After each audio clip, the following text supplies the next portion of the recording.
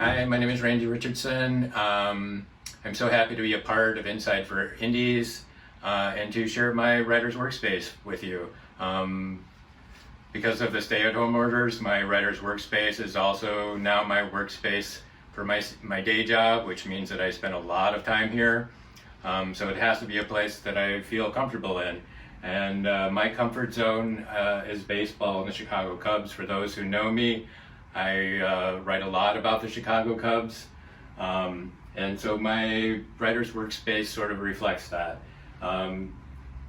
There is memorabilia all over the walls and on my desk of the Chicago Cubs. Here you see a lot of my bobblehead collection. They keep me distracted throughout my attempts to write. Here you have a Steve Bartman bobblehead. I even have a bobblehead of myself, and as you can see, it kind of does resemble me a little bit. And above my desk here, you see my collection of the Chicago Cubs World Series champion cereal collection. There are the box of Rizzos, the Grandpa Rossi Crunch, the Zorilla Crunch. There are a couple more bobbleheads. There's the Pat Hughes bobblehead where he actually will say the World Series, the Cubs win announcement, and I even have a signed copy of his score sheet that he used during the World Series. And this is one of my personal favorite bobbleheads. This is superfan Ronnie Woo Woo, good friend of mine. He roots me on while I'm writing. Thanks, Ronnie. Okay, thanks, Ronnie. And over here you see, this is one of 3 bookshelves that I have in my house. This is the smallest of the 3, but it has some of my more prized books in my collection. These are a lot of signed books by many by celebrity authors. And so now what I'm going to do for you is read from a book that means a lot to me. It's the only book that I keep on my desk at all times, and I keep it there because it's the book that helped me finish my first novel. And if I did not have this book, I don't think I would have ever finished that first novel, which means that I probably wouldn't have finished my second novel or any of the other writings that have come after it. The book is Stephen King's On Writing, and I recommend it for anybody who wants to be a writer.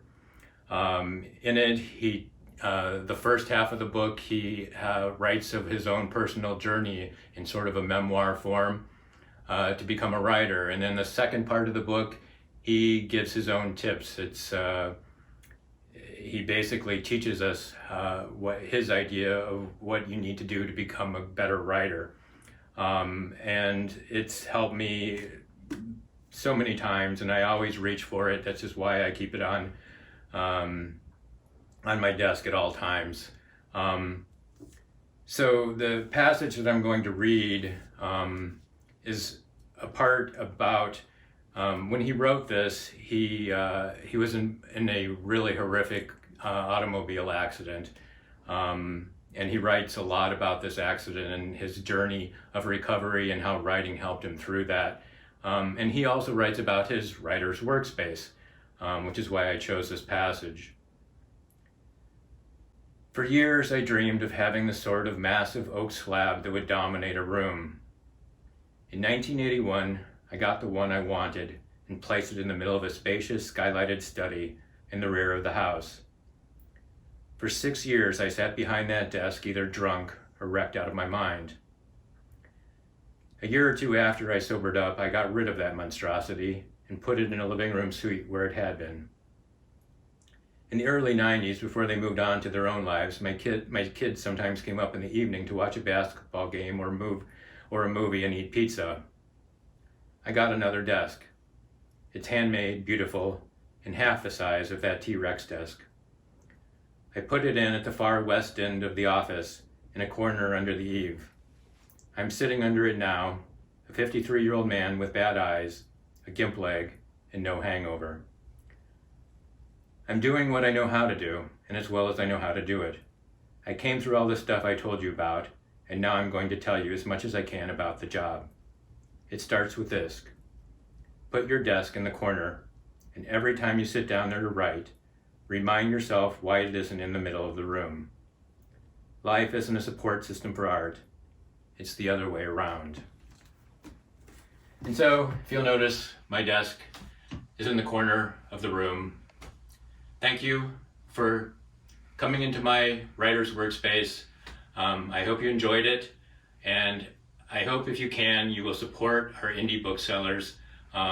They've given so much to us as a community, and now is our chance to give back to them when they need it most. Thank you.